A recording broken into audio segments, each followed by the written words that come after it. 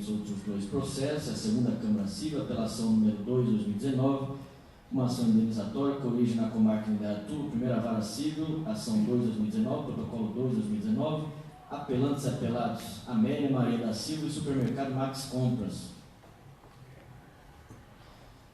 Advogados fizeram inscrição intempestiva, inscrição para sustentação oral perante essa Igreja Corte.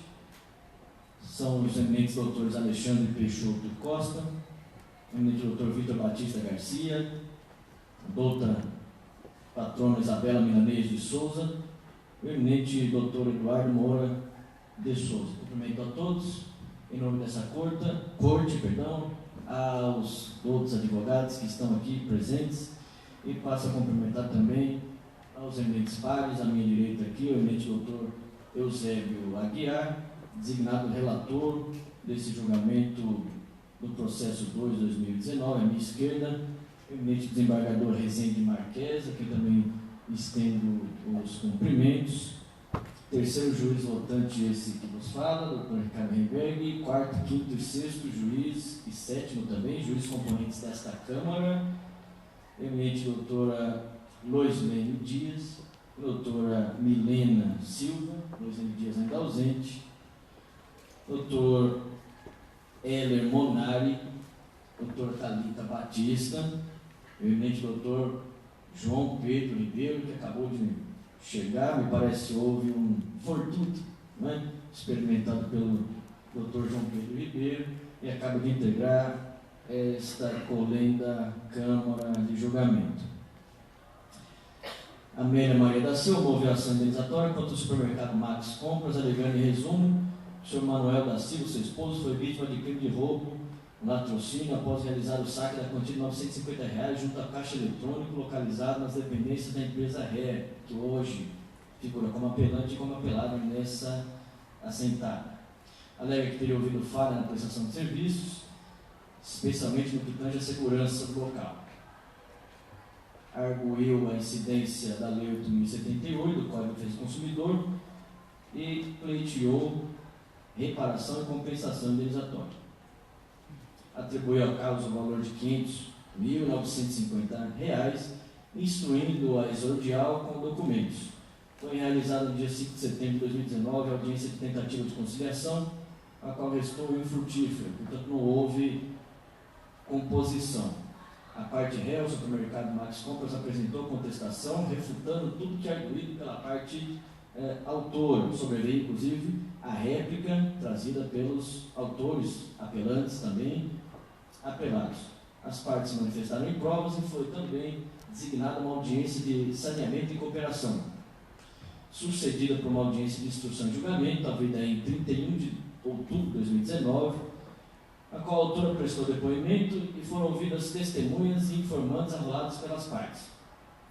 Apresentados memoriais escritos por ambas as partes, valendo aqui a nota de que a parte ré apresentou alegações finais de forma intempestiva. Sobreveio então a sentença que julgou parcialmente procedentes os pedidos, condenando a parte ré ao pagamento de R$ 15.000 a título de danos morais e ao reembolso de R$ 950, bem assim o pagamento de pensão nos moldes da sentença condenatória quando de sua fundamentação. Cumprimento também a minha doutora Loislene Dias, que acaba de integrar esta Igreja Corte. Após a aprovação da sentença, foram interpostos por ambas as partes recursos de apelação, tanto pela parte autora quanto pela parte ré, e o feito foi encaminhado ao julgamento e pautado para julgamento nesta sessão. Antes de proferidos os votos, serão realizadas as sustentações orais pelos advogados tempestivamente inscritos, os quais disporão, e da maneira que lhes aprouver, na forma de divisão, de até 15 minutos para a realização de suas sustentações orais. Convoco então à tribuna os eminentes patronos da parte autora, que é apelante e apelado também, os representantes da senhora Amélia Maria da Silva. Podem, portanto, subir à tribuna.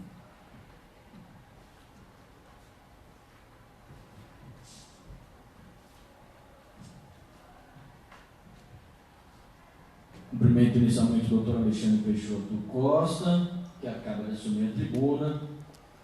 Vossa Excelência dispõe de até 15 minutos. Esses 15 minutos são fracionáveis à banca, da maneira que lhes aprover em forma de divisão e organização. Vossa Excelência, é palavra.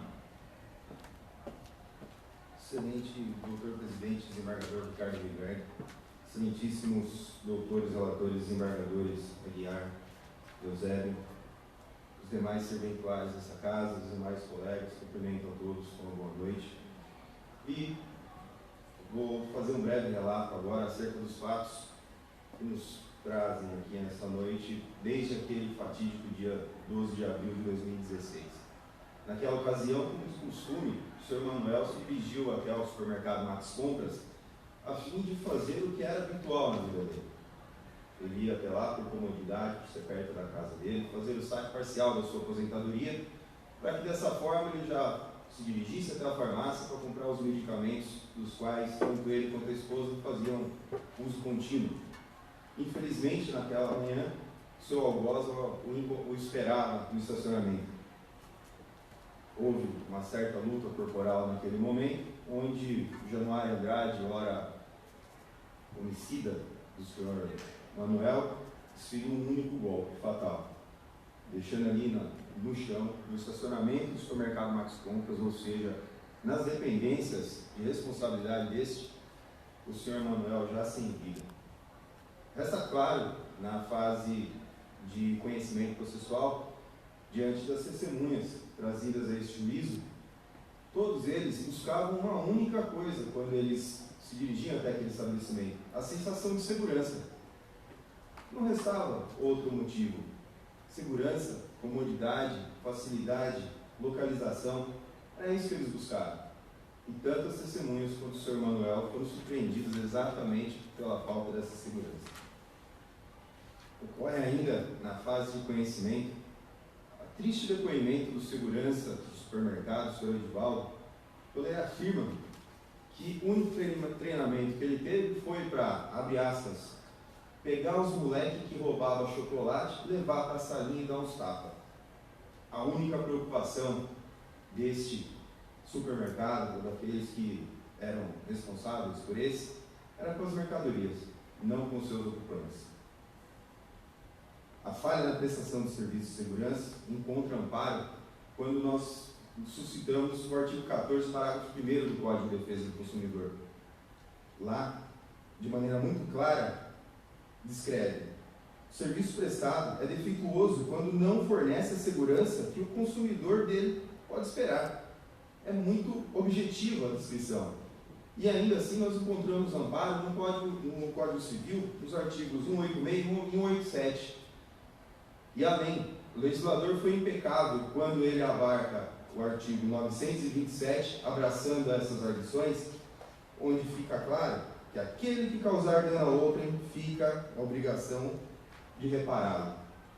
A verossimilhança existente entre a falta de segurança e o caixa eletrônico resta claro também quando observamos, através da empresa TecBan, responsável pela distribuição e manutenção dos caixas 24 horas, idênticos ao que contém nesse estabelecimento, que o chamariz é justamente esse: aumentar em 30% a circulação de pessoas. Ora, outros jogadores, circulação, eu não estou nem comentando o faturamento.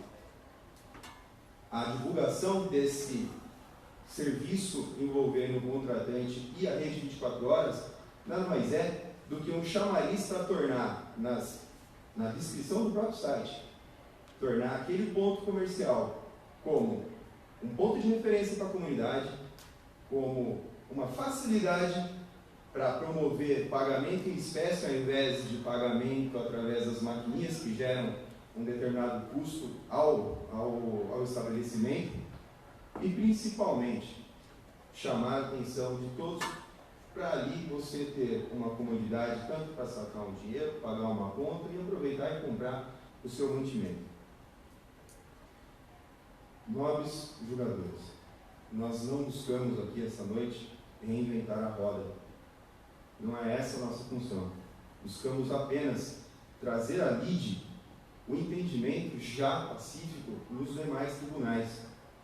Tomo a liberdade de reforçar, além das jurisprudências relacionadas aos autos, especificamente o julgado da excelentíssima ministra relatora Nancy Andrighi, num julgado recente em São Paulo, envolvendo um caso idêntico ao nosso, morte no estacionamento de uma rede de supermercados.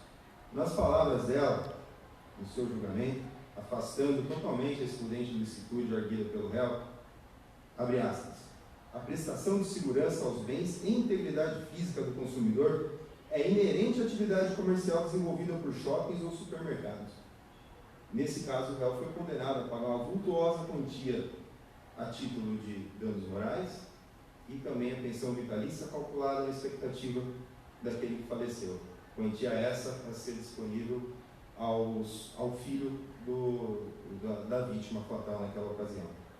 Antes de passar a palavra ao nobre colega Vitor Batista, é com a máxima vênia que eu me dirijo aos outros julgadores, com a esperança de ter trazido a lide fatos que possam elucidar eventuais dúvidas e, principalmente, tentar sair daqui nessa noite fazendo com que a senhora Amélia, autora e hoje apelante, sinta que o marido dela vale um pouco mais do que uma simples barra de chocolate. Boa noite. Agradeço, eminente doutor Alexandre Peixoto Costa. Complementação à sustentação oral. Chama a tribuna, eminente doutor Vitor Batista Garcia. Regimental complementar para a continuidade da sustentação oral da parte autora, que figura a hora como apelante apelada. Vossa Excelência tem a palavra. Muito obrigado.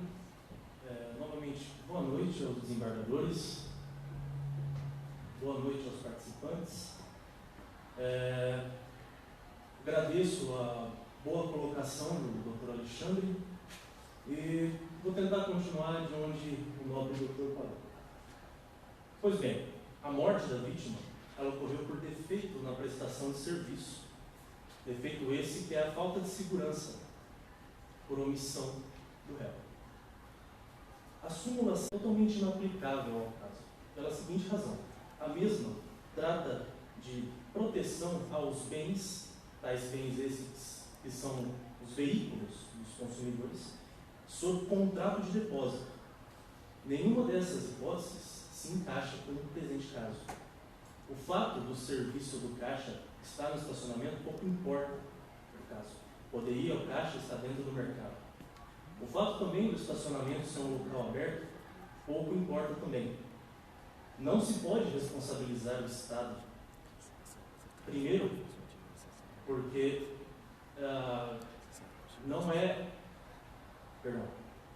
Primeiramente, porque não é propriedade do Estado. O fato todo ocorreu no estacionamento do réu, propriedade exclusiva dele. Não pode se confundir propriedade particular com propriedade pública. Também não se pode responsabilizar o banco, cuja marca estampava o caixa eletrônico, porque nesse caso sim pode ser erguido caso fortuito. O banco ele simplesmente oferece o caixa eletrônico como uma ferramenta para o réu obter lucros. O banco ele não pode controlar como o réu disponibiliza esse serviço. Ele pode ao máximo fazer algumas exigências, mas ele não tem como forçar o réu a agir de certa maneira. O Código de Defesa do Consumidor ele tutela expressamente a proteção da vida e a proteção da segurança do consumidor. Esses direitos básicos do consumidor têm interpretação estendida para abranger também os bens. Daí a necessidade da criação da súmula 130. Contudo, não se trata, no presente caso, do bem, no caso veículo, da vítima. Se trata da vítima sofrer latrocínio. Portanto, pede-se a responsabilização total do réu, não podendo ser responsabilizado outra parte ou entidade em seu lugar.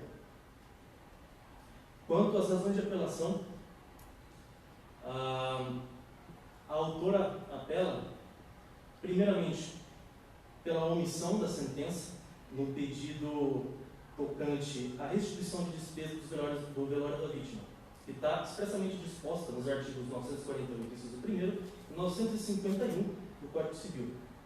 Portanto, pedindo a consideração da nobre turma desse pedido.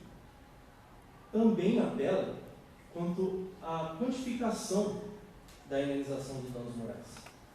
Como já dito nas razões de apelação da parte autora, não serve a quantificação para de fato cumprir todos os caráteres do instituto da indenização, tais esses: caráter compensatório, punitivo e dissuasivo.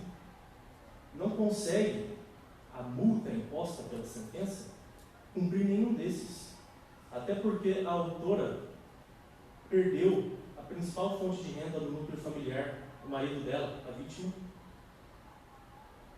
Também não consegue punir o réu tal multa, visto que o valor, pelo fato de ser muito baixo, não representa uma punição de fato para o réu. Muito pelo contrário, incentivando outras empresas semelhantes a desrespeitar o que está expresso no Código de Defesa do Consumidor. Reiterando o que já foi dito várias vezes no processo, não existe lei, não existe súmula, não existe jurisprudência que limite o direito da autora no caso.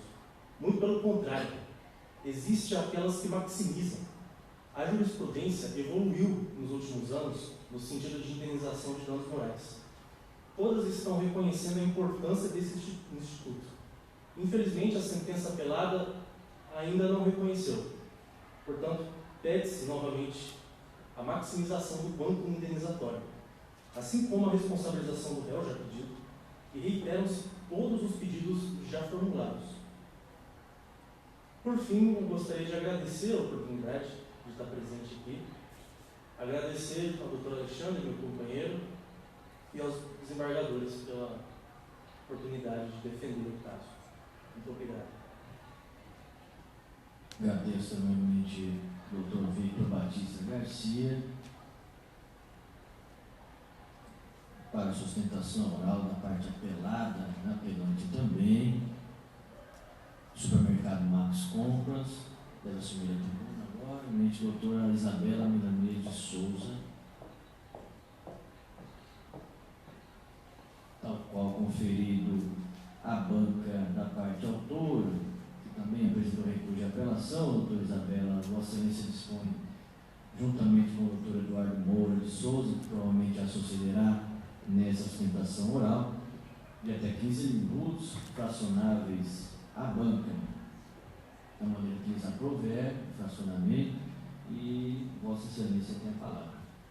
Excelentíssimo desembargador Ricardo Remberg, presidente desta segunda Câmara Civil, excelentíssimos desembargadores relatores Eusébio Aguiar, excelentíssimos desembargadores Rezende Marquesi, demais desembargadores integrantes dessa Câmara, aos servidores da Casa, colegas de advocacia, meus cumprimentos a todas as pessoas aqui presentes. Os fatos que motivaram os pedidos da reparação civil nos presentes autos versam sobre fatos ocorridos na data de 12 de abril de 2016, quando o cônjuge da apelante e apelada, Manuel da Silva, saiu das dependências do supermercado e foi, infelizmente, morto após uma tentativa de latrocínio, após um latrocínio. Bem, sustenta apelada que a vítima entrou ao supermercado para utilizar o caixa eletrônico situado dentro do estabelecimento, sacou a quantia de R$950 e, ao sair do estabelecimento, saindo das dependências do supermercado no estacionamento, foi vítima deste latrocínio. Dessa feita, em ocorrência do infeliz e trágico episódio, foi imputada à apelante a responsabilidade pelos prejuízos suportados pela viúva. Então, ela requereu em sua inicial a condenação do estabelecimento ao pagamento de indenização por danos morais em 15 salários mínimos, requereu também a condenação à devolução dos R$ 950 que foi subtraído da vítima naquela ocasião, bem como o pagamento de indenização por morte durante 11 anos no teto da previdência que oferia a vítima quanto da sua morte. Após a instrução e não havendo composição entre as partes, o douto juiz houve por bem julgar parcialmente procedente a ação, condenando a apelada e apelante ao pagamento de indenização por danos morais em R$ 15.000, a devolução do valor subtraído quando do latrocínio, bem como indenização por morte, até que a viúva complete 77 anos de idade em 10% do valor que oferia a vítima quando da sua morte. Entretanto, com a máxima vênia, esta sentença não pode ser consubstanciada. Bem, antes de fazer a análise do mérito, urge suscitar preliminarmente a carência da ação, tendo em vista que ter ultrapassado o prazo prescricional para a autora da ação, ora, apelada a pleitear a indenização pela morte de seu marido. Ao contrário do que alega a apelada, a pretensão de reparação civil está consubstanciada no artigo 206, parágrafo 3º, inciso 5º do Código de Processo Civil, o qual expressa que a reparação civil será prescrita em 3 anos.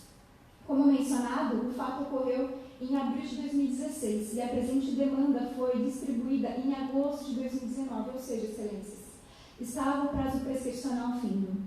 À luz da melhor doutrina, Silvio Venosa salienta que o lapso temporal, qualquer que seja sua extensão, deve colocar uma pedra sobre a relação jurídica cujo direito não foi exercido. Daí o entendimento de que, se o direito ampara certa relação jurídica não vier a ser exercido por seu titular dentro do prazo estabelecido por lei, então a lei imporá óbice ao exercício desse direito. Não é de se falar, neste caso, em prazo prescricional do Código de Defesa do Consumidor, pois inexiste relação consumerista entre as partes. Isso porque, a partir do momento que a vítima saiu das dependências do supermercado e não estava mais a utilizar nenhum serviço do estabelecimento, quebrou-se então a cadeia de fornecimento, não podendo ser responsabilizada o estabelecimento através do Código de Defesa do Consumidor. Além da prescrição, foi devidamente demonstrado nos autos que o supermercado é parte ilegítima para figurar a presente demanda no polo passivo. Apesar de ter devidamente demonstrado, o douto juiz houve por bem rejeitar essa preliminar. Entretanto, à luz do artigo 337, inciso 11 do CPC, o supermercado é parte legítima e, uma vez que ele não foi ele não tem nenhuma ligação com o indivíduo que matou a vítima.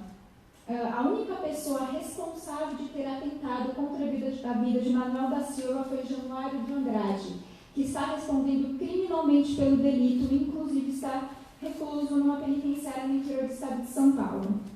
De forma insensata, a apelada, em seu recurso de apelação, enquanto figurava como apelante, teve destemor de dizer que, a partir do momento que o funcionário do supermercado pegou o telefone para ligar para o socorro, o mercado, então, assumiu a responsabilidade. O que é, excelência, um absurdo. Onde se encontra aqui a cidadania? Quem, em sua consciência, vai ver um corpo jogado ao chão e não vai ligar para o socorro com medo da responsabilidade de cair sobre si? Excelências, a relação jurídica deve ser composta pelas mesmas partes que compõem a relação jurídica do direito material que iniciou a lide, tornando na presente demanda o estabelecimento apelante completamente ilegítimo para figurar como réu.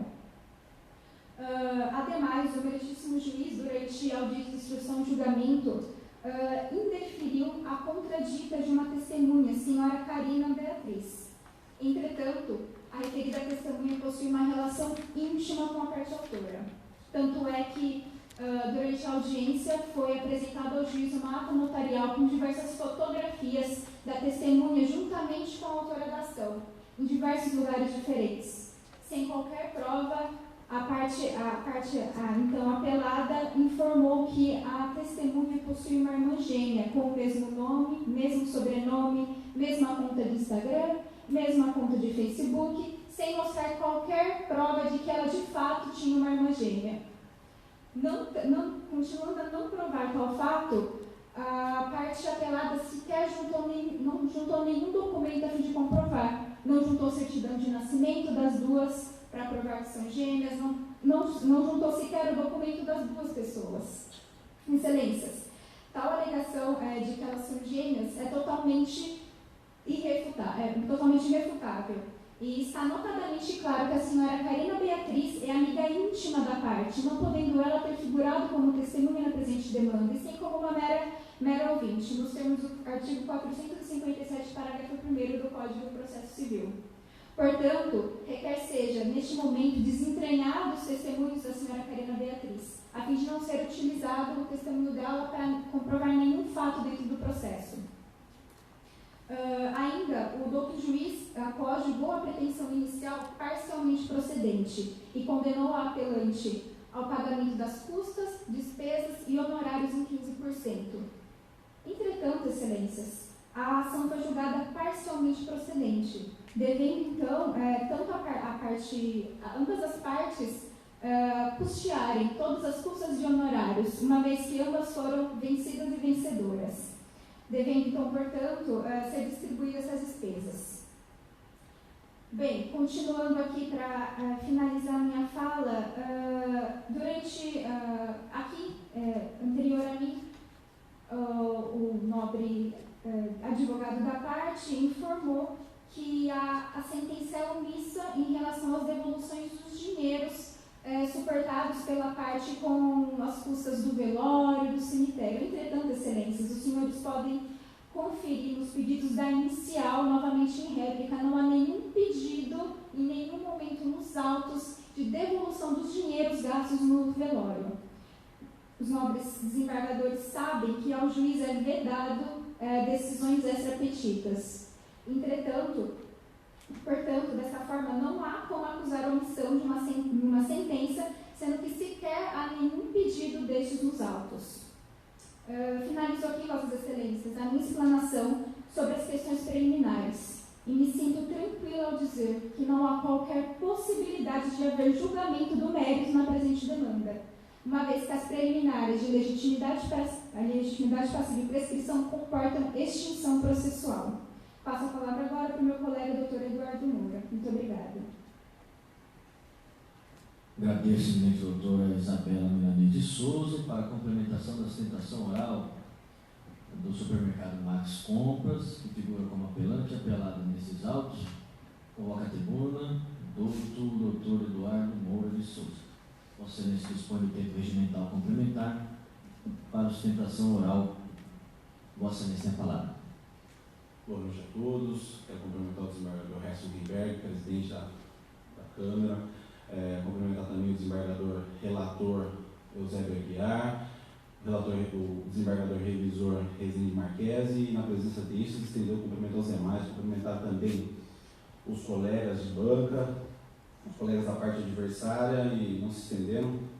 Como já exposto pela colega na sua bilhete de sustentação oral, com as preliminares, se os doutos desembargadores, os exímios desembargadores não entenderem por essas preliminares, permita-me adentrar ao mérito da questão.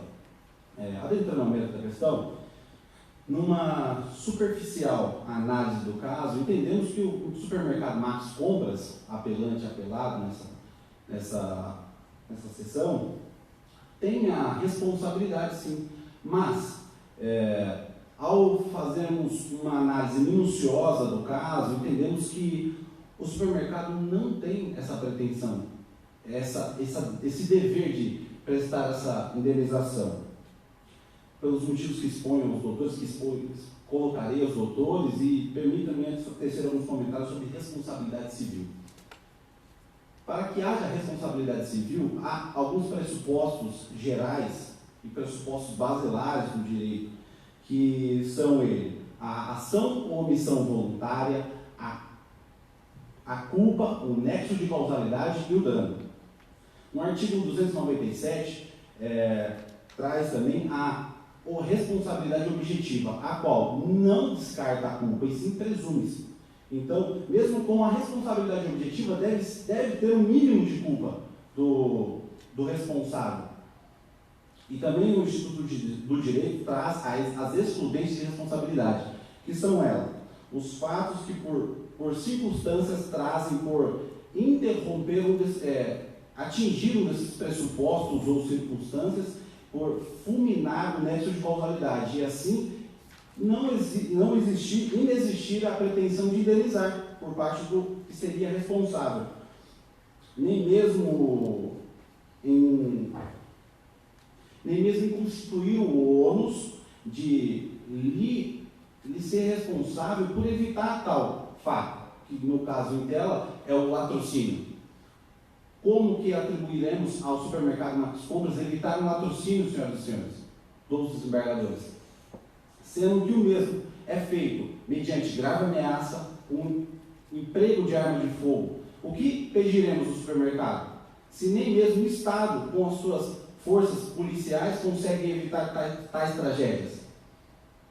Quando falamos de demandas indenizatórias, o STF tem afastado quanto essas demandas, quando elas são impostas ou interpostas contra estabelecimentos que oferem diretamente lucro dessa atividade comercial, estacionamentos, no caso, afastando a alegação defensiva de caso de força maior, considerando que é um fortuito interno, que está inerente à atividade, o risco à atividade comercial desenvolvida, que é de segurar e guardar o bem, e zelar pelo bem, que é a essência do negócio. Então, sendo assim, afastando. No caso em tela, não vemos tais situações. Tendo em vista que se pode claramente captar nos autos, perceber nos autos, o caso que aconteceu com o senhor Manuel foi um assalto por emprego de arma de fogo, que não devia ter sido resistido pelo mesmo, mas foi, infelizmente, aconteceu a tragédia no estacionamento aberto, que não gera presunção de segurança, desprovido de controle de acesso ou de qualquer outro que o valha. Circunstância tal que sequer poderia afirmar a presunção de segurança. O fundamento é que o risco de roubo não guarda correlação com a atividade econômica exercida pelo mercado, normalmente desempenhada, além de tratar um evento irresistível e impossível. O dispositivo de lei traz, quando ele fala de responsabilidade, ele fala sobre eventos que se pode evitar, o que não se pode evitar, o que não se pode prevenir. O caso em questão, podemos prevenir alguns tipos de assalto, tipos de roubo, tipos de furto, mas evitá-lo quando a gente tem um ânimos furante, que é o ânimos de roubar, o ânimos decante, que é o ânimos de dar cabo à vida de outra pessoa, como evitaremos? Não entendendo os nobres desembargadores que é uma questão meramente de Código Civil e sim de CDC, Código de Defesa do Consumidor, quero falar do princípio da proteção legítima da expectativa do consumidor e da razoabilidade. No acordo proferido pelo STJ, tendo como a ministra relatora Nancy, que foi até citada pelo nome do colega, traz à luz, permita desembargadores falar o dispositivo de lei pelas literas. O fornecedor responde independentemente pela culpa, pela reparação dos danos causados aos consumidores por defeitos relativos à prestação do serviço, tendo-lhe por defeituoso o serviço quando não fornecer a segurança que o consumidor dele pode esperar, levando em consideração as circunstâncias relevantes. Quais são essas circunstâncias? O modo do seu oferecimento, o resultado e o risco que gerou ao consumidor e a época que lhe foi oferecido. Veja bem que é uma questão de hermenêutica. Como podemos imputar o defeito do negócio, o defeito do produto oferecido ou do serviço oferecido com as circunstâncias relevantes? temos que ter essa balança de razoabilidade. Nessa esteira, especificamente, quando a questão que ora se analisa, o estabelecimento comercial deve verificar, os outros desembargadores devem verificar se o conjunto de circunstâncias concretas do estabelecimento inerente ao seu estacionamento eram aptas a gerar a presunção de segurança ao consumidor. Permita tecer alguns comentários sobre a argumentação e o relatório do voto da ministra Nancy, falando o que pode se gerar presunção de segurança. Pagamento direto pelo uso do estacionamento, natureza da atividade empresarial, porte do estabelecimento comercial, nível de acesso ao estabelecimento, só quem tinha acesso era ou não os clientes do supermercado, controle de entradas e saídas mediante cancela ou tickets, aparo físico, se tinha muros, cercas, grades, cancelas, guaridas, presença de guardas ou vigilantes e, não menos importante, o nível de iluminação. No supermercado, no caso em tela, não há nenhum desses requisitos que gera a presunção de segurança para quem usufrui do serviço. O que pediremos? Quando deixa a loja, a presunção de segurança é como se você estivesse na rua. Os doutores podem acompanhar nas fotos no processo. Foi juntado um laudo de perito falando que o muro, que a parte autora alega, é meramente uma contenção. E agora, perguntando falar do dano moral e da pensão, o dano moral não deve prosperar, pois se os outros desembargadores entenderem que é parte ilegítima ou que há o cumprimento de nexo causal, não há o que se falar em indenização. Mas, se não entenderes desse jeito, peço aos vossos senhores que não majorem, pois a indenização fixada pelo magistrado da COR já atingiu o seu caráter punitivo, compensatório e de convencimento. Já a pensão por morte também deve ser extinta e o supermercado exonerado, pois a apelante, a autora, Dona Amélia, tem a faculdade e tem a legitimidade para pedir pelo Instituto Nacional de Seguro Social essa pensão por morte, conforme a sua seção 8 e seus artigos. Esse tribunal, senhoras e senhores, não pode pactuar com completamento ilícito e enriquecimento sem causa. Excelentíssimos desembargadores, promover a justiça e mostrar a toda a sociedade que não deverão usar dos meios da justiça para pedir direitos que não lhe assistem ou por pessoas que não são legítimas. E é assim que eu peço ao provimento ao recurso que negue o provimento ao recurso da hora apelante. Obrigado. Agradeço também o eminente doutor Eduardo Moura de Souza, inclusive pela pontualidade, como eu ia advertir, faltar apenas alguns segundos. Desde logo faço a indagação aos eminentes para vocês estão aptos a votar, solicitando com a gentileza o pessoal da técnica, o desembargador Eusébio Aguiar, aqui em confidencial um certo calor, não é? Se possível verificar as condições do ar-condicionado, diminuir um pouquinho a temperatura, para o conforto aqui do nosso decano.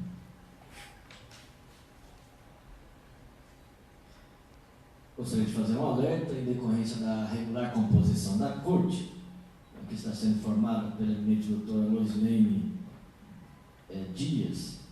Nós faremos a votação em conformidade com o estabelecimento original, ou seja, o desembargador relator Eusébio Aguiar, Rezende Marquesi na revisão, Ricardo Renberg como terceiro juiz votante, e se não alcançada for a unanimidade na votação, utilizar-se-á os ditames do artigo 942 do Código de Processo Civil, que determina a realização do chamado julgamento ampliativo, a técnica do julgamento ampliado, por ocasião de não ter sido virtualmente, ao menos, alcançada a unanimidade na votação.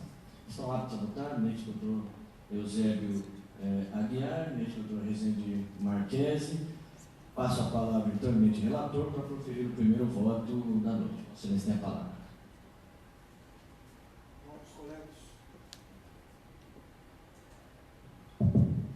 nobres colegas da Corte, digníssimos doutores advogados presentes, ab initio, eu gostaria de ressaltar que, de adrede, esse julgamento foi marcado quase para o final da pauta do dia, em função da sua grande importância jurídica, inclusive da grande repercussão social que dele se sucedeu. E em que pese todos nós, aqui presentes, o cansaço por uma tarde com mais de 200 julgamentos, nobres advogados, fiquem tranquilos, porque eu tenho certeza que esta Corte soube ouvir e com certeza vai refletir sobre cada palavra de vossas sustentações. E sem nenhum breve hausto, iniciemos e adentremos ao relatório do processo 002 de 2019. Trata-se de julgamento de apelação da parte ré e também da parte autora. A inicial era a respeito de uma ação de reparação de danos movida por Amélia Maria da Silva em face dos supermercados Max Compras. Consta nessa mesma inicial que o esposo da autora veio a ser vítima de latrocínio dentro do estacionamento do réu, ao sair de um caixa eletrônico também localizado dentro das dependências do réu. Ainda nesta mesma inicial, aparece como autor do omísio o senhor Januário da Silva, que já está indiciado, e esta pessoa, além de confessar o crime, também confessou a sua motivação, qual seja, roubar os R$950 que a vítima acabara de sacar no caixa eletrônico. Em função disso, a autora requereu 500 salários mínimos a título de dano moral, pensão por morte em valor idêntico ao benefício previdenciário por um período de 11 anos, custas com sepultamento da vítima e seu direito de justiça gratuita. Houve audiência de conciliação em 5/9 de 2019, restou infrutífera, inclusive com certo assodamento entre as partes. Seguiu-se a apresentação de contestação, réplica, e em 3 de outubro de 2019 ocorreu a audiência de instrução e julgamento. Aí ocorreu o depoimento da autora, oitiva de testemunhas e informantes, a apresentação de provas documentais supervenientes e, finalmente, após as alegações finais que foram feitas por escrito pelas duas partes, o juiz Acó prolatou a sentença, dando provimento parcial ao autor. Dessa forma, o réu foi condenado a pagar R$15 mil a título de danos morais, R$950 roubado da vítima e a pensão de morte estipulada em 10% do benefício previdenciário até a data em que a vítima completaria 77 anos. E também 15% da condenação referente às custas, despesas e honorários advocatícios. A parte autora apelou, alegando a omissão da sentença quanto à quantia despendida por sepultamento, reforçou o pedido dos 500 salários mínimos pelos danos morais e reforçou o pedido de que a pensão por morte deveria ser pelo teto do recebimento previdenciário da vítima e até a data que a vítima teria a idade prevista de expectativa de vida pelo IBGE. A parte ré também apresentou a apelação, alegando cerceamento de defesa por conta do indeferimento da contradita da testemunha Carina Beatriz, proporcionalidade no valor das custas, já que, como a sentença deu ganho parcial, essas custas também deveriam ser proporcional entre as duas partes, a prescrição da pretensão pelo fato de não reconhecer a relação consumerista entre as partes, e legitimidade da parte passiva, alegando que, portanto, a parte passiva real seria o senhor Januário de Andrade, e a excludente de responsabilidade por fato de terceiro. Todas as partes apresentaram contra-razões, e assim termina o relatório e adentramos agora ao voto.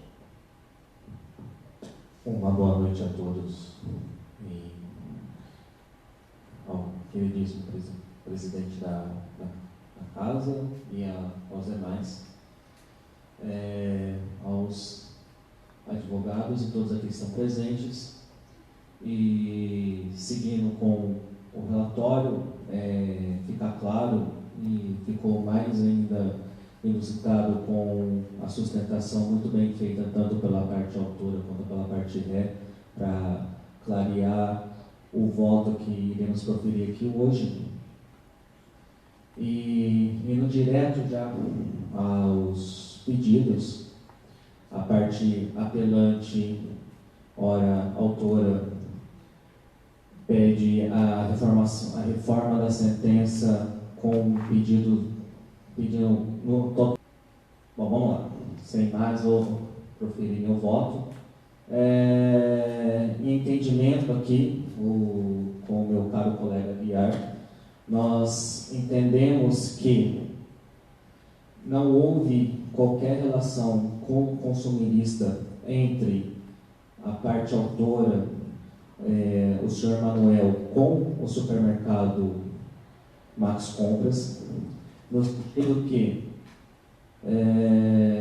na própria oitiva, a senhora viúva Amália diz que o seu esposo sairia de casa para ir até o supermercado, sacar o dinheiro da aposentadoria e logo em sequência ir até a farmácia para comprar alguns medicamentos que era de praxe deles.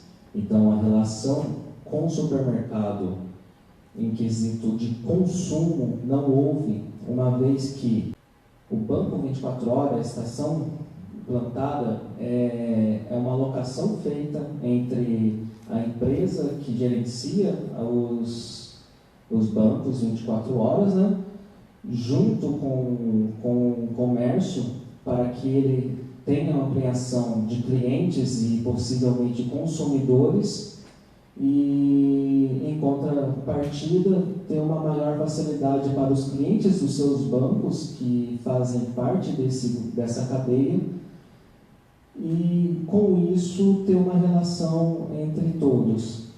Quando você tem a relação entre o Sr. Manuel e o Banco 24 Horas e o seu banco de origem, se ele tivesse tido algum outro consumo dentro do supermercado, aí sim teria essa caracterização, saído do cliente para o serviço com o supermercado.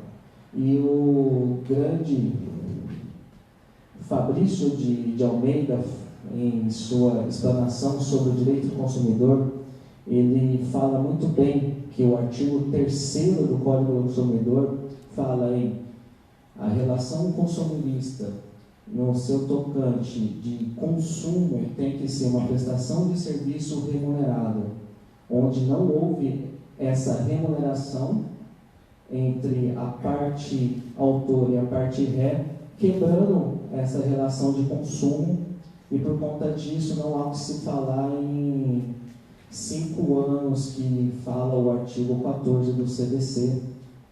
Por conta disso, eu nego o provimento para a parte autora, no seu tocante total, por conta da prescrição, uma vez que houve sim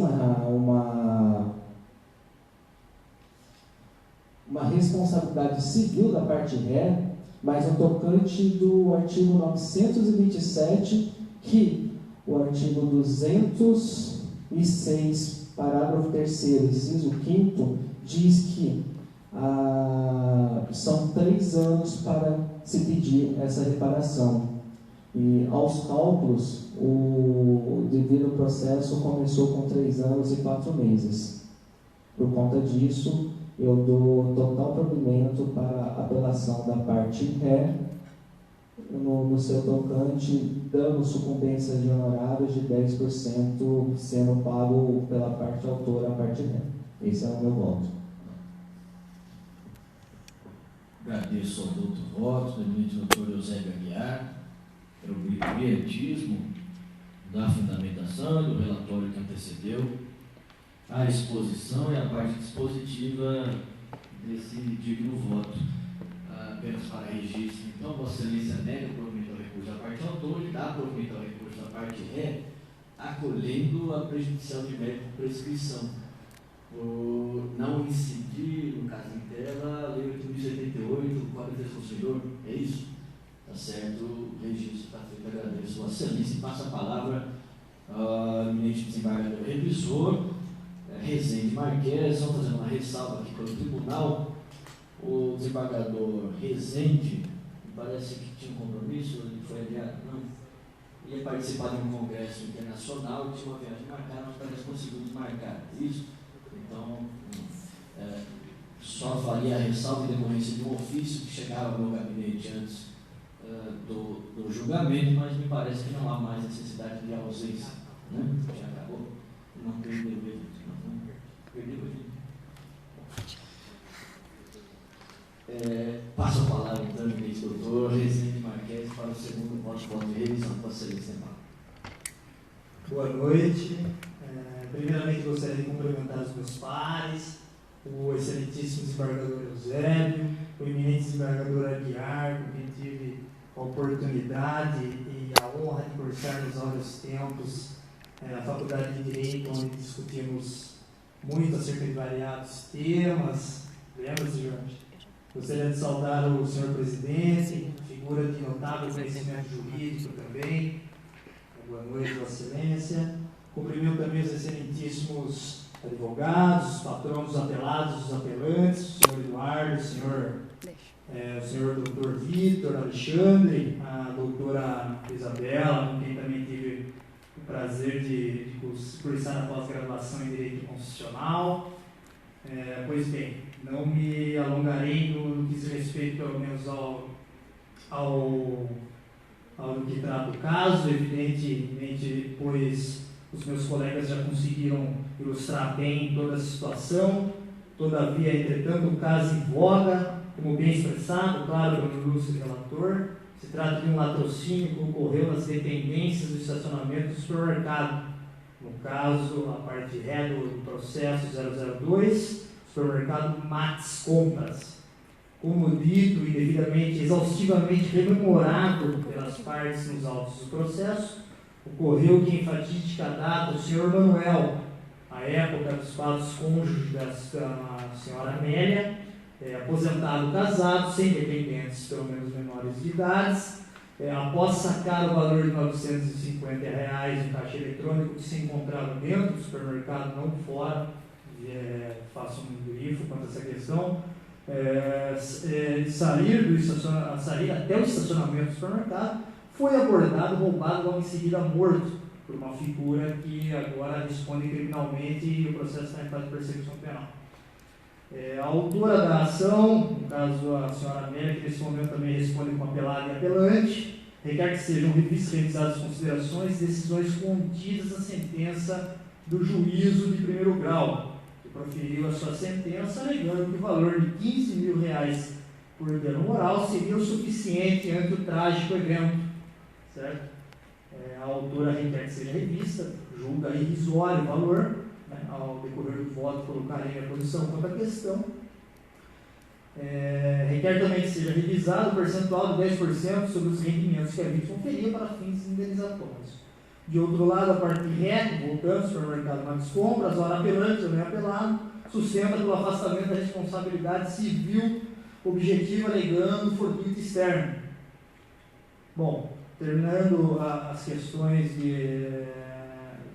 relatando os fatos, iniciarei o voto no tocante à tentativa da parte ré em afastar a responsabilidade objetiva. Tendo em vista que a responsabilidade objetiva se dá tão somente, simplesmente pelo nexo causal pelo dano, sem haver necessidade de comprovar a culpa, não há se falar em afastamento dessa responsabilidade quando acontecimento de ilícito dentro do ambiente consumerista. Eu vi que até venha ao desembargador relator Eusébio falando que se trataria mais de uma relação de consumo entre o banco e a pessoa que foi sacar, ou os patrões também consideraram ali como o estacionamento do supermercado como uma extensão do supermercado. Não acho que seria extensão, considero extensão pelo menos a um ponto afastado daquele ambiente geograficamente dizendo. Então, para meu ver, acredito que seja entendimento majoritário, o estacionamento do supermercado é propriedade do supermercado, não é uma simples extensão, porque ele está ali, é propriedade do supermercado juntamente com o supermercado, tá? também fazendo algumas considerações quanto às relações consumeristas. Essas não se dão somente no adentrar do estabelecimento, comprar e sair, claro, haja vista que ela já começa já com a oferta, né? E até sustentando para afastar a tentativa de afastar essa responsabilidade do mercado, digo, ainda que o estacionamento seja gratuito, seja um conforto oferecido pelo supermercado, há, entretanto, aí uma intenção do supermercado captar recursos, captar atenção, voltar para o seu estabelecimento, de modo que atraia maiores consumidores que, enfim, comprem os seus produtos. Nessa mesma linha, pergunto se é possível, então, que alguém adentre no supermercado, por exemplo, não compre absolutamente nada, e no momento em que vá sair, seja alvo que seja no latrocínio, como é o caso, é possível que seja afastada essa responsabilidade? Pergunto aos senhores. É possível? Não houve relação de consumo no entendimento de algumas partes. Entende? Eu acredito que não seja possível. Acredito que a responsabilidade civil objetiva é clara no que diz respeito a isso. Gostaria de expressar aqui, e até peço vênia ao senhor presidente para fazer a leitura do que diz respeito a um doutrinador de grande renome, o senhor Flávio Tartucci, né, quando diz o seguinte: o shopping deve responder mesmo no caso de tentativa de assalto ocorrida próximo à cancela do seu estacionamento, uma vez que, tratando-se de relação de consumo, incumbe ao fornecedor de serviço e do local de estacionamento o dever de proteger a pessoa e os bens do consumidor. A sociedade empresária que fornece serviço de estacionamento aos seus clientes deve responder por furtos, roubos ou latrocínios ocorridos no interior do seu estacionamento, pois, em troca dos benefícios financeiros indiretos decorrentes desse acréscimo de conforto aos consumidores, assume o dever, implícito na relação contratual, de lealdade e segurança. Essa é uma passagem de um julgamento de um regime especial, de um recurso especial no STJ, certo? Gostaria também de indicar a única possibilidade em que encontrei plausível de se afastar a responsabilidade civil do supermercado no caso em voga, certo? Deixa eu só me encontrar aqui. Essa forma de julgar foi confirmada, diz o Flávio Tartucci, pela mesma Corte Superior em arresto mais recente, segundo o qual não se revela razoável exigir das equipes de segurança de um cinema ou de uma administradora de shopping center que previssem, evitassem ou estivessem antecipadamente preparadas para conter os danos resultantes de uma investida homicida, promovida por terceiro usuário, mesmo porque tais medidas não estão compreendidas entre os deveres e cuidados ordinariamente exigidos de estabelecimentos comerciais de tais espécies. Esse caso em que o Sr. Tartucci aqui rememora foi o caso do estudante de medicina, não me lembro a época, mas que entrou dentro do cinema e alvejou com disparos de metralhadora as pessoas que ali estavam. Há uma diferença entre a pessoa que vai até um determinado ambiente para roubar e outra que vai com o intuito de fazer realmente uma tragédia dessa. Não que o caso do Sr. Manuel não seja uma tragédia. Só me permite uma parte, Vossa Excelência, me permite uma parte. O caso que o Vossa Excelência faz referência do Mateus da Costa Miller, estudante de medicina, no final da década de 90. Eu acredito que sim. Foi veiculada recentemente na mídia uma reportagem proposta da iminente saída dele, em decorrência do cumprimento do laudo que havia sido feito pelos institutos de criminalística e o parecer ministerial do Ministério Público aprovando, ratificando a possibilidade da saída após o cometimento daquele fatídico evento. Eu gostaria de fazer a parte uma nota, já que Vossa Excelência fez menção desse caso emblemático. Vossa Excelência pode prosseguir. Agradeço o cumprimento, senhor presidente. Não me alongando mais, sendo o caso, nego provimento à apelação da ré, no que diz respeito à tentativa de afastamento da responsabilidade do supermercado, de tal forma que mantém a sua condenação, reformando, todavia, entretanto, dando provimento à apelação da autora, reformando a sentença de forma a arbitrar o valor do dano moral, de acordo com a jurisprudência desta Corte e que está em consonância com a do STJ, pelo menos no que diz o mínimo, que são 200 salários mínimos. Reforma também o pedido sobre os rendimentos, major dos 10% para os 50% dos rendimentos percebidos pela vítima, haja vista que os outros 50% seriam gastados com ela própria se em vida ainda estivesse. pelo prazo de 11 anos. Nesse sentido, o provimento e alteração à parte autora, nesse caso, é como voto. Isso, voto para complementação, eminente desembargador Marques. Bom, eu gostaria de cumprimentar essa coluna da Corte, a todos os pares aqui presentes, né, ao relator Eusébio, Aguiar, as nossas presentes doutoras Thalita, Milena, Luizinho, Vanderlei, Isaac, e o nosso presidente Ricardo Heimberg. Gostaria de deixar meus parabéns aqui aos patronos das duas partes pela brilhante aula de responsabilidade civil. Foi muito interessante a explanação de vocês. Tá? Então vamos lá. A complexidade desse caso 002-2019 é difícil, porque envolve uma vida e envolve tanto o futuro da esposa e a questão da sobrevivência do empreendimento também. Então, essa dosimetria ela é muito complexa para que exista a proporcionalidade e a razoabilidade, né? Uma coisa que me fez pensar muito na questão da extensão, né? Quando a gente fala, se o ambiente fosse aberto, a questão de ser aberto ou fechado, né? Muda alguma coisa no contexto? Então, assim, se atentando aos fatos do ocorrido, no meu entendimento, não faria diferença. Né? Então, assim, a questão do artigo 927, ela, para mim, é o que mais se identifica com o ocorrido. Tem essa responsabilidade, não tem como negar, e no caso do supermercado, ele está assumindo tanto o ônus e o bônus para essa atividade.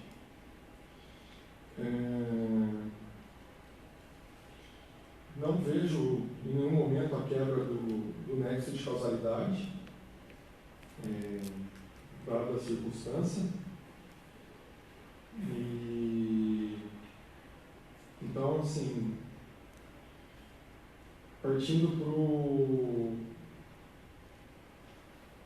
os detalhes finais, né? Eu também nego o provimento, a apelação da parte ré, no que diz respeito à tentativa de afastamento da responsabilidade do supermercado. Eu acho que isso não tem como. Mantenho a condenação da reforma da sentença, de forma a criar o valor também do dano moral, de acordo com a jurisprudência desse tribunal, que está em consonância com o STJ, no caso dos 200 salários mínimos e 50% dos rendimentos percebidos pela vítima, mais a indenização dos R$950 do furto que ocorreu, né? E aí, como eu voto? Agradeço a Vossa Excelência também, desembargador Rezende Marques, pelo voto, só para efeitos de registro. Vossa Excelência dá provimento ao recurso da parte autora para majorar a verba indenizatória a patamar de 200 salários mínimos na esteira da jurisprudência, conforme o voto a que tenho acesso, e aos emendos pares também. E nega provimento ao recurso da parte ré. Bom, passando ao terceiro voto, o juiz que preside os trabalhos, trata-se de uma questão bastante complexa, como já adiantado pelos eminentes pares e votos que me antecederam, envolve a morte do Sr. Manuel, no dia 12 de abril de 2016. Vossa Excelência, eminente doutor Eusébio Aguiar, proferiu um voto bastante contundente e substancial em termos de fundamentação jurídica. Eu estava lendo aqui, observando tudo o que foi construído ao longo dessa linha argumentativa para o reconhecimento, ao final da prescrição, ao fulminar a pretensão da parte e a juiz buscar a reparação, em que pese tenha sido proposta a ação, tenha sido desenvolvido o processo e tenham subido os autos a essa Igreja Corte de Justiça, Vossa Excelência optou por dar provimento ao recurso da parte ré, reconhecendo a prescrição, a fulminar a pretensão da parte autora, ao passo que Vossa Excelência, eminente doutor Rezende Marques, em voto divergente, também igualmente fundamentado, majora o quanto indenizatório, porque reconheceu aqui a incidência da Lei 8.078, Conselho do Código de Defesa do Consumidor. Entendimento diferente do voto trazido pelo eminente desembargador relator. Apenas pelo fato de já termos aqui uma divergência, não me alongarei demais, mas meu voto e pedindo a vênia ao eminente desembargador revisor, vou acompanhar em parte o voto do eminente relator, porque a despeito de considerar incidente de trâmite da Lei 8.078 do Código de Defesa do Consumidor, e portanto afasto, com a devida vênia, a preliminar de prescrição, cumprimentando os eminentes patronos pela combatividade demonstrada aqui na tribuna, e um cumprimento à advocacia e à Ordem dos Advogados do Brasil, mas o voto vai no sentido de se negar provimento também ao recurso da parte autora e dar-se provimento ao recurso da parte ré, com ressalva no tocante ao afastamento dessa prescrição, por adentrar ao mérito, verificar que há, em caso, a meu juízo, renovado o pedido de vênia, um rompimento do nexo causal em decorrência do fortuito externo caracterizado, muito bem esposado da tribuna, pelos eminentes patronos da parte ré. E nesse sentido, portanto, nego provimento ao recurso da parte autora, ou provimento ao recurso da parte ré, acompanhando em parte, em maior parte, creio eu, mas afastando as preliminares e a prejudicial de mérito da prescrição, o voto do eminente relator é como voto.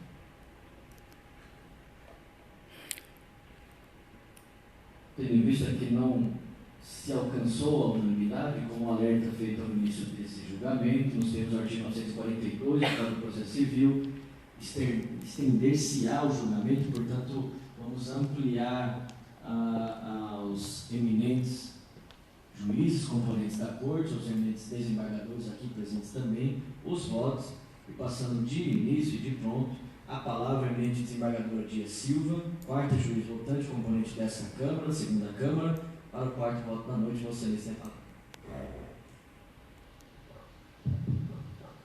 Boa noite a todos.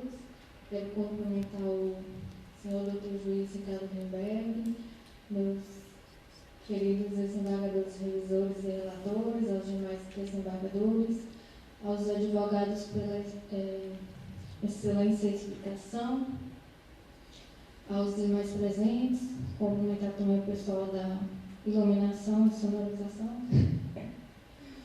Bom, como já foi dito, bem especificado pelos desembargadores, pelos advogados, mas eu vou falar novamente, pelo fato que, pelo crime que ocorreu no dia 12 de 4 de 2016, desse infeliz latrocínio contra o senhor Manuel dos Santos, 74 anos aposentado.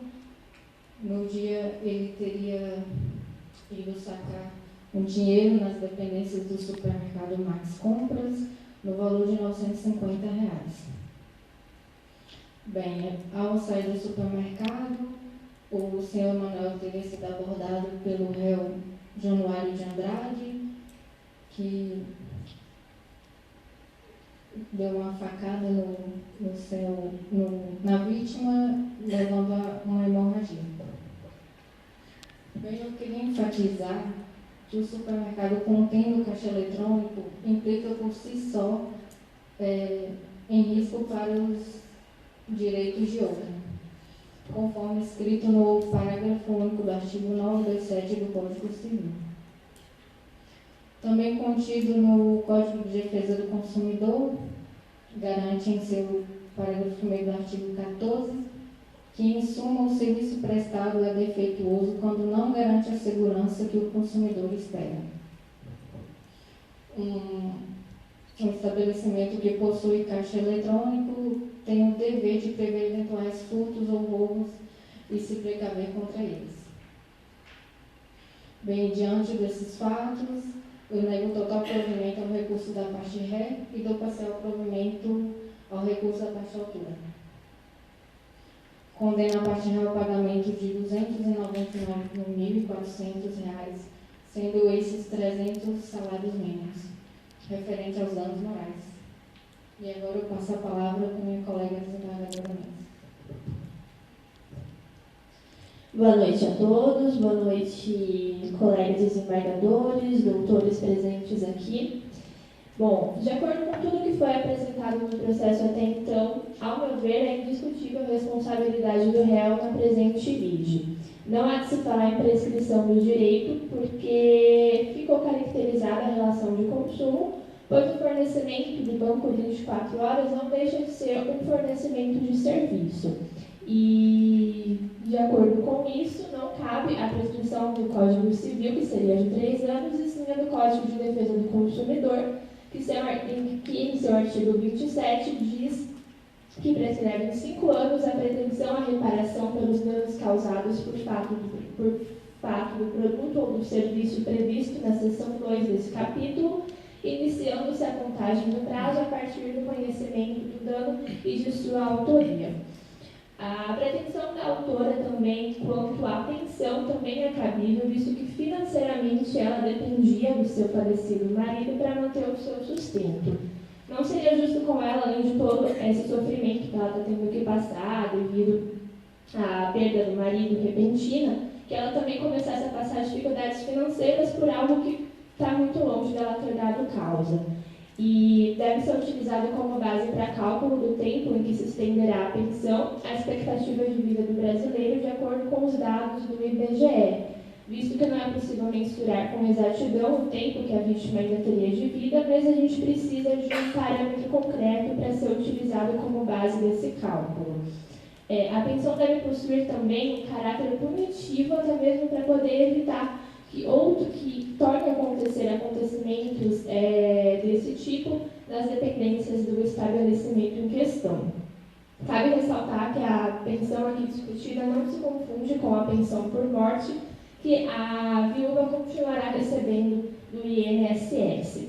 Então, sendo assim, nego total provimento ao recurso da parte ré e do parcial provimento ao recurso da parte autora, reformando a referida sentença da primeira instância, condenando a ré ao pagamento de 300 salários mínimos em caráter de dano moral e majorando para 11 anos o período em que a autora deve receber a pensão, tendo em vista a expectativa de vida atual do brasileiro, de acordo com o IBGE.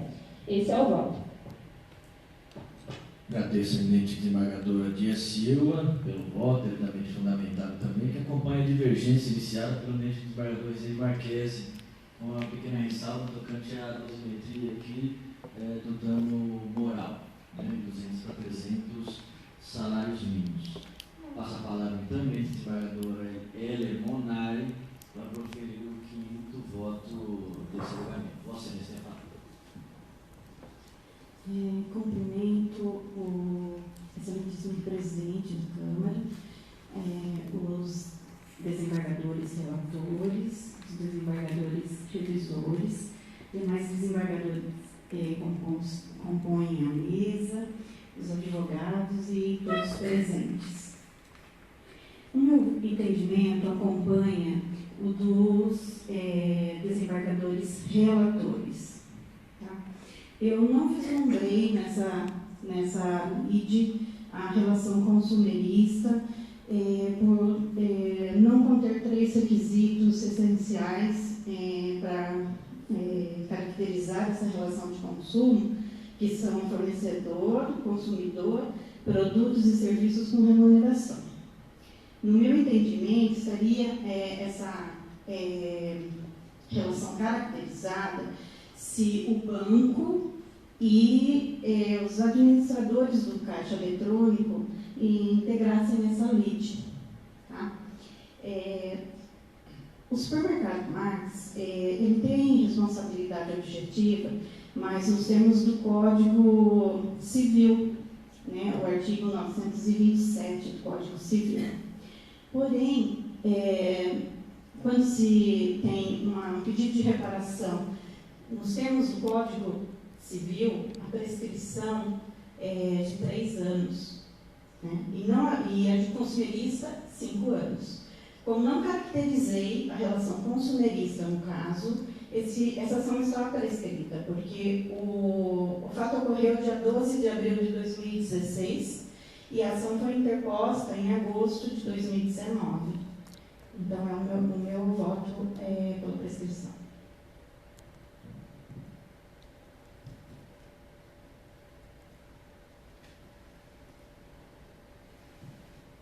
Boa noite a todos. Primeiramente, gostaria de cumprimentar os senhores advogados, a qual fizeram uma belíssima sustentação oral. Louvo e estendo cumprimento a todos os demais advogados, cujo exercício é essencial à dignidade da justiça. Cumprimento também o excelentíssimo senhor doutor desembargador, presidente desse egrégio tribunal, a qual, na sua pessoa, estendo cumprimento aos demais pares aqui presentes. Como ouvimos no introdutório relatório feito pelo ilustre desembargador, a autora, ora apelante também apelada, moveu uma ação de indenização em face do supermercado Max Compra, alegando que seu esposo foi vítima de latrocínio logo após utilizar-se o caixa eletrônico cujo ficava localizado dentro do referido estabelecimento comercial. A autora pede que seja reconhecida a omissão da sentença de juízo ACO no tocante aos valores gastos com o velório. Apesar de ter sido invocado no exordial as despesas com o velório da vítima, não houve o valor atribuído à despesa. O CPC, no seu artigo 319, inciso 4, diz que a inicial deve conter o pedido com as suas especificações. Ainda complementando no artigo 322 e 324 do mesmo Código de Processo Civil, o pedido deve ser certo e determinado, o que não foi o caso. Portanto, julgo improcedente o pedido da autora quanto à omissão do juízo ACO. Referente aos danos morais e pagamento da pensão, primeiramente cabe esclarecer quando estamos diante do resultado morte, o dano moral tem o condão de reparar o sofrimento e a dor causado aos familiares. É o chamado do dano por ricochete. O dano moral por ricochete independe, inclusive, da comprovação da dependência financeira ou econômica. Nesse sentido, o ministro Salvo de Figueiredo Teixeira, no julgamento da RESP 160-125, destacou que a indenização por dano moral não possui natureza patrimonial, já que não visa o reembolso da eventual despesa ou sequer a indenização do lucro cessante. Fato esse esclarecido, passamos agora para o voto. A RE requer que seja afastado o pedido por danos morais por entender que não houve ato ilícito por sua parte. Porém, como bem fundamentou o juiz ACO, não se pode invocar o artigo 927 do Código Civil para afastar os danos morais, pois trata-se de responsabilidade objetiva, ou seja, independe de perpetuação de culpa. Em que pese o entendimento divergente com a minha ilustre colega Wanderlei, ficou acordado que o nosso voto seria no sentido de negar provimento em toto ao pedido da parte ré, dar parcial provimento ao pedido da parte autora para que seja majorada a indenização nos ditames do entendimento do STJ, nos 200 salário mínimo, e também com referente à pensão mensal, nós mantemos o valor fixado pelo juízo repito. É o voto. Só para efeito de registro aqui, aparentava que o voto ia no caminho de se reconhecer a prescrição, mas ao final houve um acordo entre os eminentes desembargadores para dar esse provimento ao recurso da parte autora, isso, acompanhando a divergência iniciada pelo eminente desembargador Rezende Marques, acompanhada pelo eminente desembargador Dias Silva, isso? Vou fazer uma retificação, já estava adiantando o registro do voto de Vossa Excelência aqui. Passa a palavra então, eminente desembargador Thalita Batista, para o sexto voto da noite. Vossa Excelência tem a palavra. Cumprimento excelentíssimo senhor doutor desembargador presidente do Egregio Tribunal, e sempre cumprimentos aos advogados que de maneira brilhante sustentaram oralmente nesta noite, estruturando com ética, com o aperfeiçoamento das instituições jurídicas. Muito obrigada. Agradeço aos relatores que de forma tão responsável analisaram os autos e com tanta diligência e competência nos ofereceram seus respectivos relatórios. Em resumo dos fatos, também a apelada e apelante Amélia Maria da Silva moveu ação de indenização ao supermercado Max Compras, alegando que seu esposo, Manuel, no dia 12 de 4 de 2016, foi vítima de latrocínio, roubo com resultado de morte, quando estava nas dependências do estacionamento. A autora, ela pede que seja reconhecido a omissão da sentença no tocante dos valores, né? Alega que a sentença ela foi omissa no pedido de restituição das despesas do velório e na qual pediu a reformulação dessa sentença. Apesar de mencionado no tocante dos valores gastos que foram despendidos na inaugural, não ocorreu a atribuição da especificação desse valor e tal despesa. O pedido ele foi feito de forma determinada, o pedido não feito de forma determinada na inicial não pode ser conhecido em fase de apelo, pois caracteriza-se a supressão da instância. A petição inicial ela caracteriza-se pelo exercício da ação. Então, ela tem que atender a determinados requisitos e cumpre aos advogados observarem essas regras. Conforme já foi mencionado, o artigo 319, 322 e 324, ele define que o pedido deve conter suas especificações, deve ser certo e deve ter determinado, o que não foi o caso. Dessa forma, o pedido da autora não merece prosperar no sentido da omissão por parte do juízo em primeiro grau. Lembrando que a indenização ela é fixada pela extensão do dano. Então, referente aos danos morais, a parte ela pleiteia a majoração por danos, sustentando que a monta de R$15.000 que ora foi estabelecida é irrisória e que não cumpre os caráteres compensatórios e punitivos. O Superior Tribunal de Justiça ele tem firmado o entendimento que os familiares podem receber essa indenização devido ao sofrimento por morte de um parente que é próximo. Trata-se do dano moral de reflexo ou indireto, a fim de reparar esse sentimento familiar. Entende-se que, embora o ato tenha sido praticado diretamente contra uma determinada pessoa, seus efeitos acabam por atingir indiretamente a integridade moral de terceiros. Então, feito esses esclarecimentos, passamos os pedidos para a parte ré, a qual requer que seja afastado o pedido de danos morais, porque entende que não houve ato ilícito de sua parte. A responsabilidade objetiva consiste naquela em que o elemento culpa ele é dispensável. Então, nessa hipótese de responsabilidade, a própria atividade desempenhada implica em risco aos terceiros, prescindindo assim a vítima de efetuar qualquer tipo de culpabilidade. Então, eu considero o pedido da parte ré inadmissível, portanto, nego o provimento na totalidade. Referente à pensão mensal, eu mantenho o valor hora fixado pelo juiz ACO e eu dou parcial provimento ao pedido da autora, para que seja fixada a indenização de danos morais, a qual fixo em 200 salários mínimos. É como voto.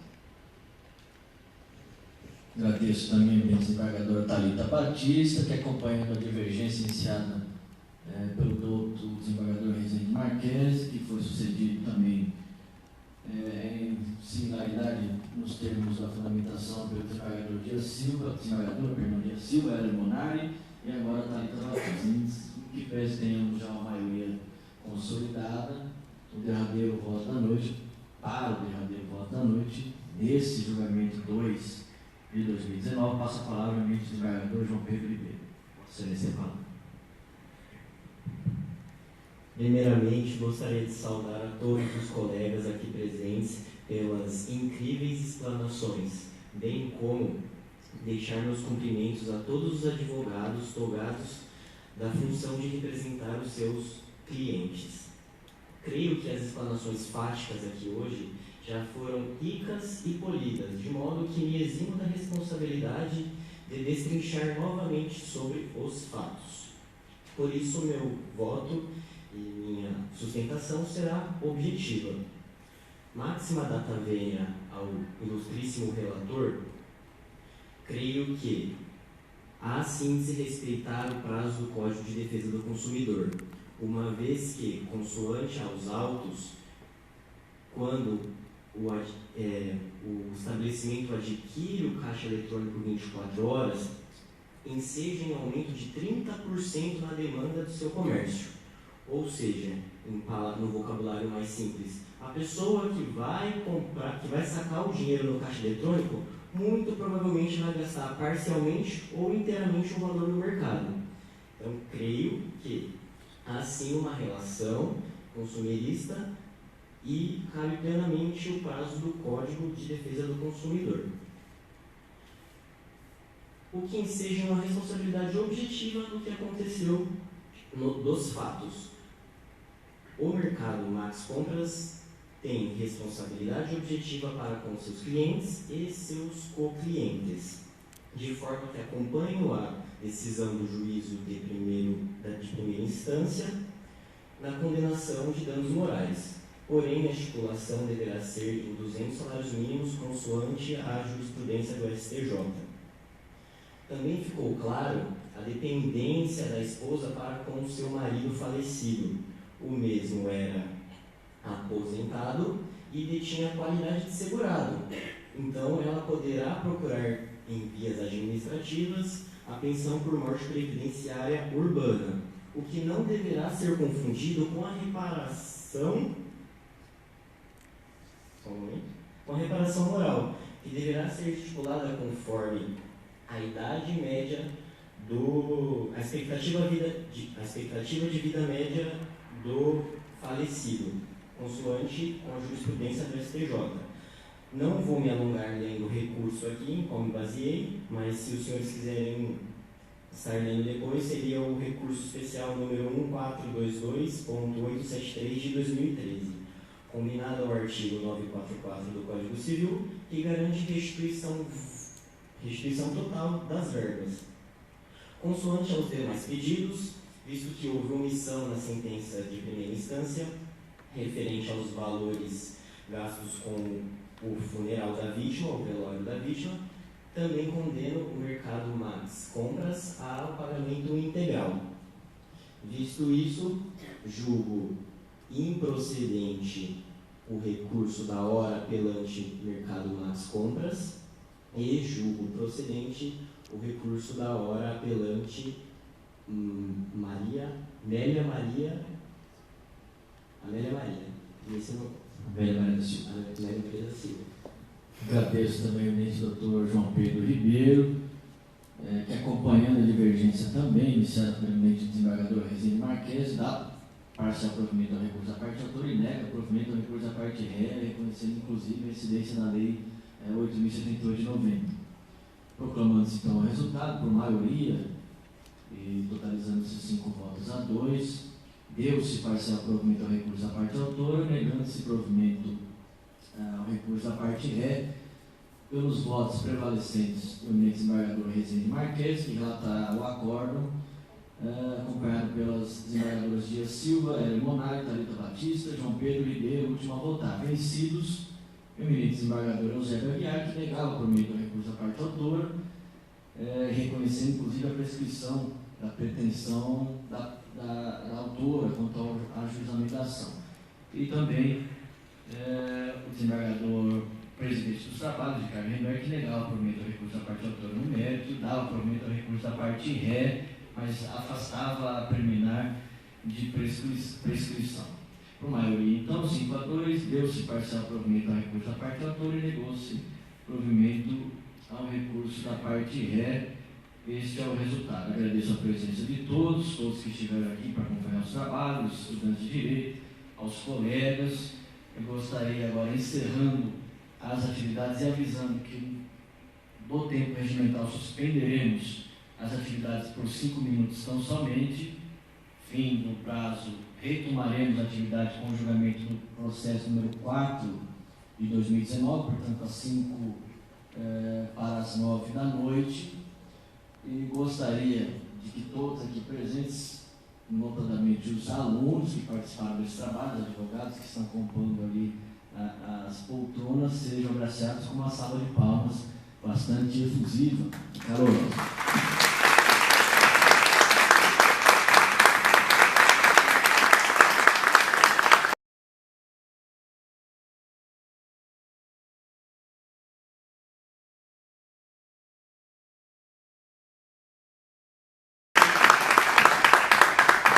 Agradeço a todos, eles que participaram desse trabalho sabem a dificuldade ao longo desse semestre todo, no desenvolvimento, no comparecimento às audiências, desde a audiência de conciliação, a audiência de saneamento e cooperação, a audiência de instrução, que se encerra hoje, eu creio, com chave de ouro, esses trabalhos que nós tivemos, de uma maneira bastante simbólica.